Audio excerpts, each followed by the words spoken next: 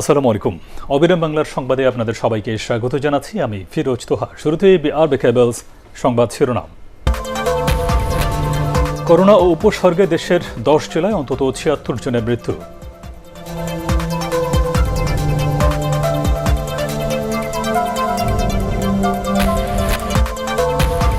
Corona চিকিৎসায় চাহিদা বৃদ্ধির সুযোগে দুষ্প্রাপ্য গুরুত্বপূর্ণ অ্যাক্টেমরা ইনজেকশন।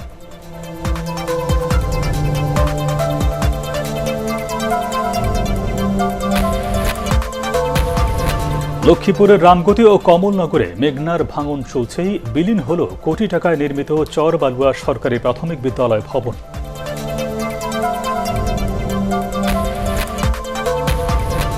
এবং তালেবানের হাতে আফগানিস্তানের দ্বিতীয় বৃহত্তম নগরী কান্দাহারের পতন।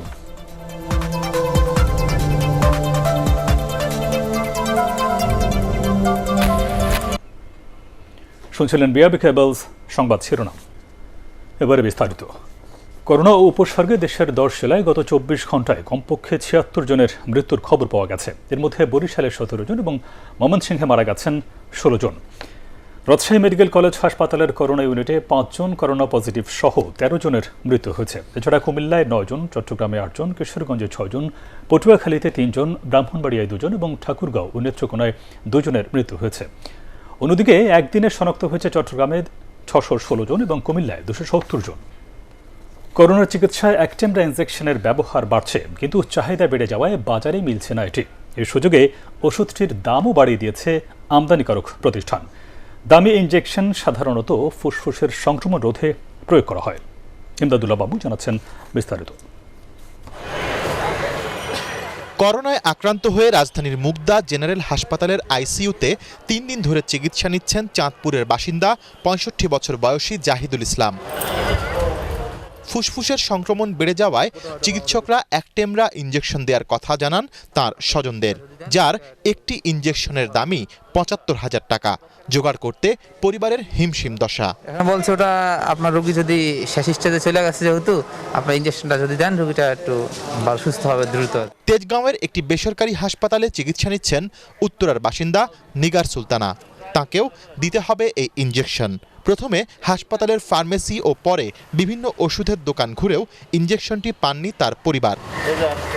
ধানমন্ডিতে রেডিয়ান্ট ফার্মার বিতরণ শাখায় ইনজেকশনটি পাওয়া গেলেও দাম অনেক বেশি। ট্রিটমেন্টের অংশ হিসেবে যদি এটা হয় তাহলে আমার এটা দিতে হবে। আমি তো বাউন্ডিংসের মধ্যে পড়ে গেছি। ওষুধটি বাংলাদেশের একমাত্র আমদানিকারক রেডিয়ান্ট ফার্মা। সুইজারল্যান্ড ভিত্তিক রোশ কোম্পানি আগে 200-র মতো ইনজেকশন সরবরাহ করত রেডিয়ান্টকে, কিন্তু সারা বিশ্বে এর চাহিদা বেড়ে যাওয়ায় যোগান দিতে পারছে না তারা। করোনার আগে এটি 45,000 টাকায় বিক্রি হলেও এখন এর দাম 75,000 টাকা। তবে দাম বাড়ার বিষয়ে রেডিয়ান্ট ফার্মা কর্তৃপক্ষ কোনো বক্তব্য দিতে রাজি হয়নি। বিশেষজ্ঞরা জানান, করোনা ভাইরাসে আক্রান্ত রোগীর ফুসফুসের কোষ ধ্বংস হতে থাকে। এটি থামাতেই মূলত এই ওষুধের প্রয়োগ।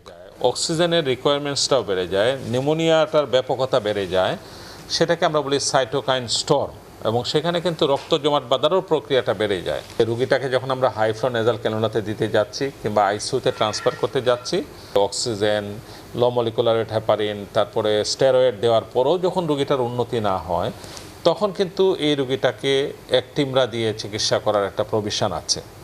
তার মানে সেগুলা একদম বিশেষজ্ঞ চিকিৎসকই বলবেন যে তাকে দিতে হবে। স্বাস্থ্য অধিদপ্তর বলছে, করোনাকালে এই ওষুধের ব্যবহার বেড়েছে। সরবরাহ ও দামের বিষয়টি তদারকির দায়িত্ব ঔষধ প্রশাসন অধিদপ্তরের। বহুজাতিক কোম্পানির একটি রিসার্চ প্রোডাক্ট, দামটি তারাই নির্ধারণ করেন, তবে সেটি আমাদের ডিজি ড্রাগের অনুমোদন নিয়েই তাদেরকে করতে হয়, যাতে কোনো অবস্থাতেই এটি সরবরাহ এবং দাম নিয়ে যেন আমাদের ভোক্তা পর্যায়ে যারা আছেন তারা যেন ভোগান্তিতে না পড়েন।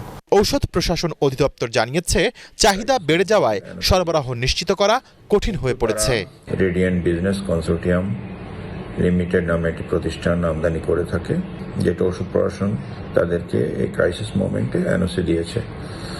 কিন্তু তারা চাহিদা মোতাবেক সর্বোপরি যে ওই ওষুধটি পাচ্ছে না বলে আমাদের দেশে এটার কিছুটা সংকট রয়েছে। চেষ্টা হচ্ছে যতটুকু সম্ভব নিয়ে আসার জন্য। বাংলাদেশি কোনো কোম্পানি সুইজারল্যান্ডের রোশের সাথে আলোচনা করে ওষুধটি তৈরি করতে চাইলে তাদের সহযোগিতার আশ্বাস দিয়েছে ঔষধ প্রশাসন অধিদপ্তর। ইমদাদুল্লাহ বাবু, এটিএন বাংলা, ঢাকা। লক্ষ্মীপুরের রামগতি ও কমলনগর উপজেলায় মেঘনা নদীর ভাঙন চলছেই। নতুন করে বিলীন হল কোটি টাকা ব্যয়ে নির্মিত রামগতির চরবালুয়া সরকারি প্রাথমিক বিদ্যালয়। গত ৩০ বছরে মেঘনার ভাঙনে বিলীন হয়েছে রামগতি ও কমলনগরের প্রায় ২৪০ বর্গ কিলোমিটার এলাকা। লক্ষ্মীপুর প্রতিনিধি মোহাম্মদ কাউসারের রিপোর্ট, জানাচ্ছেন SM আশরাফ। লক্ষ্মীপুরের রামগতি উপজেলার চরবালুয়া সরকারি প্রাথমিক বিদ্যালয়টি ১৯৯৫ সালে স্থাপিত হলেও নতুন ভবন নির্মিত হয় ২০১৬-১৭ অর্থ বছরে। গত সোমবার সেটিও চোখের সামনে নদী গর্ভে বিলীন হয়ে যায়। এভাবে প্রতিদিন ভাঙনের শিকার হচ্ছে কোনো না কোনো এলাকার স্কুল, কলেজ, ঘরবাড়ি, মসজিদ, মাদ্রাসা, রাস্তাঘাট, ব্রিজ, কালভার্ট, হাট বাজার, বাগান ও কৃষি জমি। এতে ভিটেমাটি জমি জমা হারিয়ে খেয়ে না খেয়ে দিন পার করছেন নদী পারের মানুষ।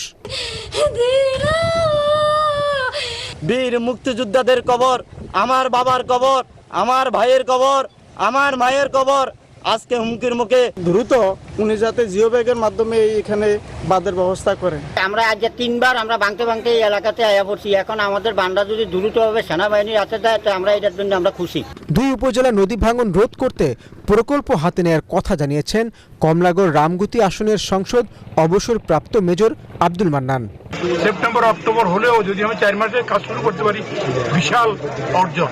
মানে বর্ষায় তো আমার এলাকা ভেঙে যাবে, এটাও আমার একটা দুশ্চিন্তা। পকেটে টাকা যখন আসে আর তো চিন্তা নাই, বাজারে যাবেন মাল পছন্দ করে কিনবেন, টাকা পকেটে নেওয়াটাই তো আসল।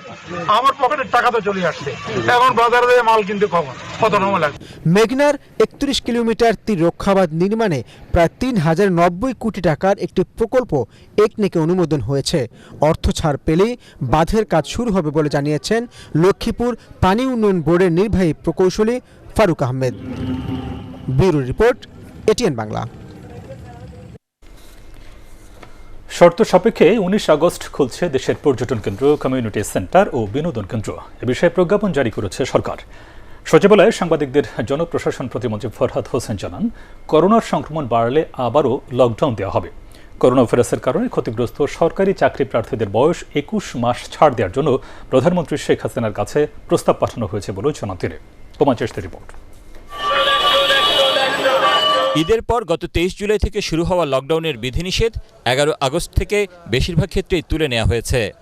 আগামী ১৯ আগস্ট থেকে কয়েকটি শর্তে পর্যটন কেন্দ্র, কমিউনিটি সেন্টার ও বিনোদন কেন্দ্রও খুলে দিচ্ছে সরকার। সেদিন থেকে সব গণপরিবহন সড়কে নামতে পারবে। তবে করোনা সংক্রমণ পরিস্থিতির আরও অবনতি হলে আবারও লকডাউন দেওয়ার কথা জানান জনপ্রশাসন প্রতিমন্ত্রী। বিনোদন কেন্দ্র বা যেখানে আমাদের কমিউনিটি সেন্টার আছে, রিসোর্ট আছে, সেগুলো চালু করতে হবে অর্ধেক সংখ্যক মানুষকে নিয়ে। অর্ধেক সংখ্যক পরিবহন ব্যবস্থা চালু করা হয়েছে ১১ তারিখ থেকে। সেইটি আমরা ১৯ তারিখ থেকে পুরোপুরি চালু হবে এবং স্বাস্থ্যবিধি অনুযায়ী আপনার সেটি চলবে। এখনও কিন্তু আমাদের পরিস্থিতি সন্তোষজনক নয়। যদি দেখি যে আমরা মানুষ মানছে না, বেড়ে যাচ্ছে, তখন তো আবার বন্ধ করতে হবে। এছাড়া তো পৃথিবীতে দ্বিতীয় কোনো বিকল্প বেরোয়নি। প্রতিমন্ত্রী বলেন, করোনার ক্ষতি পুষিয়ে নিতে বিভিন্ন শ্রেণী পেশার মানুষকে প্রণোদনা দেওয়া হয়েছে। সেক্ষেত্রে করোনাকালে যাদের চাকরির বয়সসীমা পেরিয়ে গেছে তাদের আগামী ৩১ ডিসেম্বর পর্যন্ত সরকারি চাকরিতে আবেদনের সুযোগ দিতে আবারও একটি প্রস্তাব প্রধানমন্ত্রীর কাছে পাঠানো হয়েছে। তিনি অনুমোদন দিলে প্রয়োজনীয় নির্দেশনা দেওয়া হবে। ইতিমধ্যে আমরা যেটা করেছি যে চাকরির বয়স বাড়ানো যে ব্যাপারটা, সেটা কিন্তু নীতিগত সিদ্ধান্ত, দেশের একটা পলিসি আছে। আমরা একটি প্রস্তাব পাঠিয়েছি মাননীয় প্রধানমন্ত্রীর কাছে আবার নতুন করে। তিনি যদি অনুমোদন দেন তাহলে সরকারি যে কোনো প্রতিষ্ঠানে আমরা এইটা পাঠিয়ে দেব সবার কাছে। যারা যখন বিজ্ঞাপনটা দিবে সে বিজ্ঞাপনে উল্লেখ করবে ২০২০ সালের ২৫শে মার্চে তার বয়স ৩০ হতে হবে। করোনা মহামারীর কারণে এর আগে প্রথম দফায় গত বছর ২৫ মার্চ যাদের বয়স ৩০ বছর পূর্ণ হয়েছিল তাদের পরবর্তী ৫ মাস অর্থাৎ আগস্ট পর্যন্ত সরকারি চাকরিতে আবেদনের সুযোগ দেওয়া হয়েছিল। হুমায়ুন চিস্তি, এটিএন বাংলা, ঢাকা। চলতি মাসে আরও ১ কোটি ডোজ টিকা আসবে বলে জানিয়েছেন স্বাস্থ্যমন্ত্রী জাহিদ মালিক। টিকার সংকট হবে না জানিয়ে তিনি বলেন, সংক্রমণ নিয়ন্ত্রণে সবাইকে স্বাস্থ্যবিধি মানতে হবে। এ সময় করোনা মহামারীর মধ্যে ডেঙ্গুর প্রকোপ সামলানো বড় চ্যালেঞ্জ বলে জানান চিকিৎসকরা। রাজধানীতে করোনা ও ডেঙ্গু চ্যালেঞ্জ শীর্ষক এক আলোচনা সভায় তারা এসব কথা বলেন। ইমদাদুল্লাহ বাবুর আরও একটি রিপোর্ট। রাজধানীর একটি হোটেলে করোনা ও ডেঙ্গু মোকাবিলায় চ্যালেঞ্জ শীর্ষক এই আলোচনা সভা যৌথভাবে আয়োজন করে বাংলাদেশ সোসাইটি অব মেডিসিন ও স্বাস্থ্য অধিদপ্তর। এতে বক্তারা বলেন, করোনার সাথে পাল্লা দিয়ে বাড়ছে ডেঙ্গু ও ম্যালেরিয়া সহ নানা ধরনের রোগ। প্রতিদিনই হাসপাতালে বাড়ছে রোগীর সংখ্যা, রোগীর চাপ সামাল দিতে হিমশিম খেতে হচ্ছে তাদের। নতুন রোগী ভর্তি করার পরিস্থিতিও দিন দিন ফুরিয়ে আসছে। গোটা চিকিৎসা ব্যবস্থাপনার উপর পড়ছে অতিরিক্ত চাপ। এমনও পেশেন্ট আমরা পেয়েছি যাদের কোভিড-19 সঙ্গে সিভিয়ার ম্যালেরিয়া হয়ে গেছে, সাথে প্রেগনেন্সি আছে। ক্যান ইউ ইম্যাজিন একটা ডিজিজে যেখানে সিভিয়ার থেকে ক্রিটিক্যাল ইলনেস করে আইসিইউতে মানুষকে মৃত্যু করতে পারে, সেখানে তিনটা সিরিয়াস ক্রিটিক্যাল সিচুয়েশন নিয়ে how can you save life? City corporation যেগুলো অভিযান চালাচ্ছে, কাজ করছে, সেখানে শুধু আমাদের বাড়ির আঙ্গিনা ভিত্তিক প্রচারটাই আমার কাছে বেশি মনে হচ্ছে। হাসপাতালে নতুন করে শয্যা সংখ্যা বাড়ানো সম্ভব নয় বলে জানান স্বাস্থ্য অধিদপ্তরের মহাপরিচালক ডাক্তার ABM খুরশিদ আলম। এখন সবকিছু শুরু হয়ে গেছে, সবকিছু খুলে দেওয়া হয়েছে, কাজে আমাদের খেয়াল করতে হবে যে আমরা যেন এই রোগটাকে বাড়িয়ে না চলি। বাড়িয়ে চললে আসলেই আমরা এটাকে সামাল দিতে পারবো না। যতই সক্ষমতা থাকুক, যতই চেষ্টা করি না কেন, হাসপাতালে আর বিছানা বাড়ানো সম্ভব হবে না। অনুষ্ঠানে ডেঙ্গু মোকাবিলায় স্বাস্থ্য অধিদপ্তরের পাশাপাশি স্থানীয় সরকার বিভাগ ও সিটি কর্পোরেশনকে আরও উদ্যোগী হওয়ার আহ্বান জানান স্বাস্থ্যমন্ত্রী। তিনি বলেন, টিকা নিয়ে আন্তর্জাতিক রাজনীতি চলছে, এর মধ্যেই সাধ্যমতো টিকা সংগ্রহ করছে সরকার। এ মাসে 1 কোটির উপরে ভ্যাকসিন চলে আসবে, কাজে আমাদের ভ্যাকসিনের প্রাপ্যতা সাপেক্ষে আমরা ভ্যাকসিন দিতে থাকবো। ধৈর্য ধরতে হবে, ভ্যাকসিন ইনশাল্লাহ সকলেই পাবে। স্বাস্থ্যমন্ত্রী আরও জানান, এ পর্যন্ত দেশে 2.25 কোটি মানুষকে করোনা টিকা দেয়া হয়েছে। ইমদাদুল্লাহ বাবু, ATN বাংলা, ঢাকা। কোভ্যাক্সের আওতায় সিনোফার্মের আরও 61,200 ডোজ টিকা দেশে এসেছে। এই কর্মসূচির আওতায় চীন থেকে এই নিয়ে সিনোফার্মের মোট 34,71,600 ডোজ টিকা আসলো। বৃহস্পতিবার সন্ধ্যায় এমিরেটসের একটি বিশেষ বিমানে চীনের রাজধানী বেজিং থেকে টিকাগুলো ঢাকা আসে। কোভ্যাক্সের আওতায় এর আগে যুক্তরাষ্ট্র থেকে ফাইজার ও মডার্নার 56,620 ডোজ এবং জাপান থেকে অ্যাস্ট্রাজেনেকার 16,43,300 ডোজ টিকা পেয়েছে বাংলাদেশ।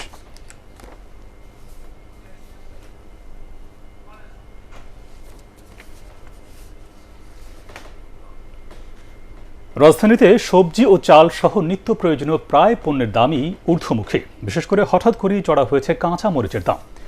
দর্শক, মোহাম্মদপুর কাঁচা বাজারে আছেন আমাদের সহকর্মী হুমায়ুন চিশতি, চলে যাচ্ছে তার কাছে। চিশতি, কাঁচা বাজারের সবশেষ পরিস্থিতি জানান আমাদেরকে।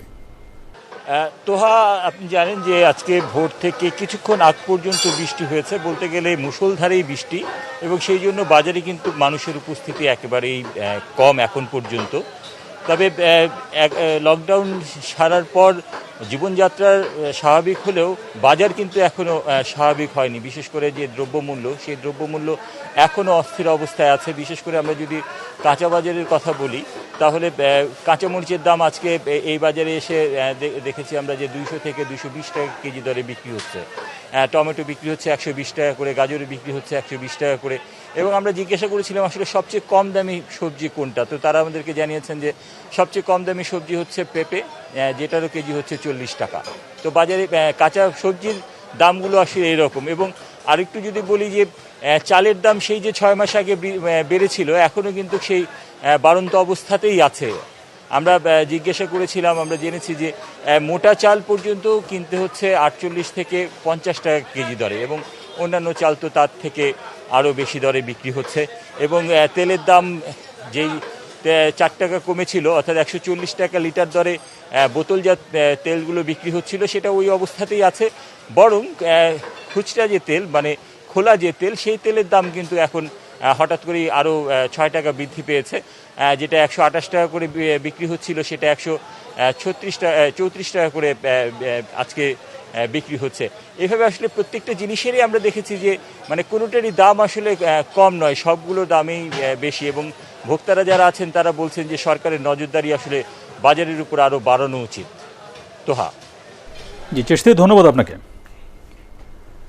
আফগানিস্তানের দ্বিতীয় বৃহত্তম নগরী কান্দাহার দখল করেছে তালেবান যোদ্ধারা। এর আগে বৃহস্পতিবার হেরাত ও গজনি সহ বেশ কয়েকটি এলাকা নিজেদের নিয়ন্ত্রণে নেয় তারা। বিবিসি জানিয়েছে, ব্যাপক লড়াইয়ের পর হেলমান্দ প্রদেশের রাজধানী লস্কর গাহেরও পতন হয়েছে বলে জানা গেছে। তবে তা নিরপেক্ষ সূত্র থেকে নিশ্চিত করা যায়নি। অবস্থায় কেবল রাজধানী কাবুলকে রক্ষার ছক কষছেন প্রেসিডেন্ট আশরাফ গনি। এদিকে আমেরিকার দূতাবাস থেকে কর্মকর্তা কর্মচারী ও সৈন্যদের দ্রুত নিরাপদে ফিরিয়ে নিতে কাবুলে আরও প্রায় ৩,০০০ সেনা পাঠাচ্ছে যুক্তরাষ্ট্র।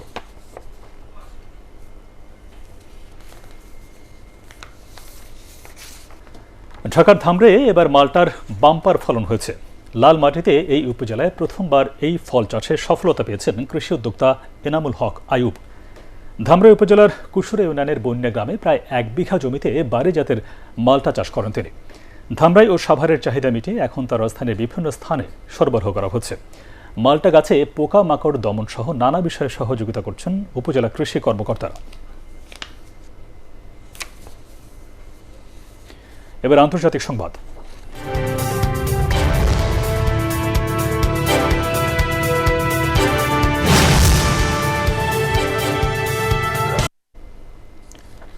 যুক্তরাজ্যের প্লাইমাউথে গোলাগুলির ঘটনায় সন্দেহভাজন বন্দুকধারীর সহ ৬ জন নিহত হয়েছে।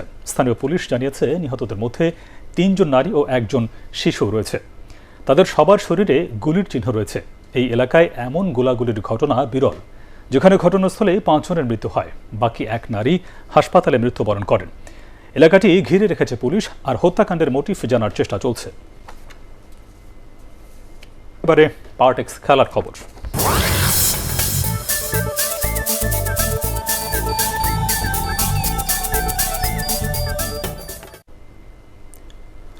নতুন ক্লাব পিএসজি সতীর্থদের সাথে প্রথমবারের মতো অনুশীলন করলেন লিওনেল মেসি। ক্লাবে ঢুকেই কোচ মরিসিও পচেতিনোর সাথে দেখা করেন আর্জেন্টাইন মহাতারকা। এরপর নেইমার, এমবাপ্পেরা স্বাগত জানান মেসিকে। কিছু সময় জিমে কাটানোর পর ৬ বারের বিশ্বসেরা ফুটবলার চলে যান অনুশীলন মাঠে। সেখানে নিজের জাতীয় দলের সতীর্থ Leandro Paredes, Angel Di Maria, Mauro ইকার্দিদের সঙ্গে ব্যস্ত সময় পার করেন আর্জেন্টাইন জাদুকর। রোববার স্ট্রাসবার্গের বিপক্ষে লিগ 1-এর ম্যাচ রয়েছে পিএসজির, তবে সেই ম্যাচেই নামা হচ্ছে না মেসির।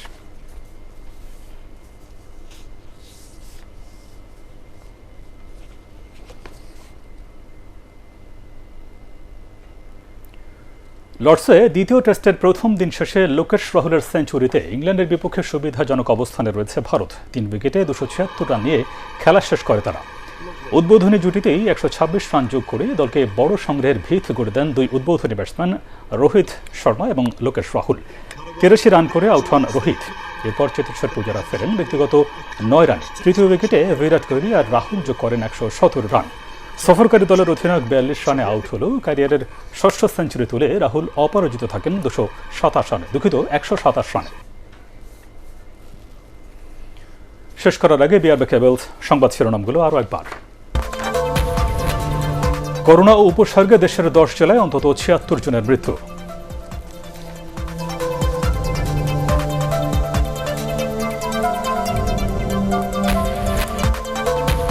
করোনা চিকিৎসায় চাহিদা বৃদ্ধির সুযোগে দুষ্প্রাপ্য ও গুরুত্বপূর্ণ অ্যাক্টেমরা ইনজেকশন।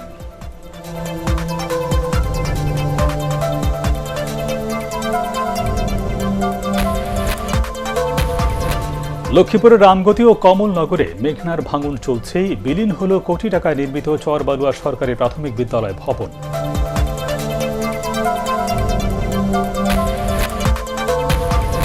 এবং তালেবানের হাতে আফগানিস্তানের দ্বিতীয় বৃহত্তম নগরী কান্দাহারের পতন।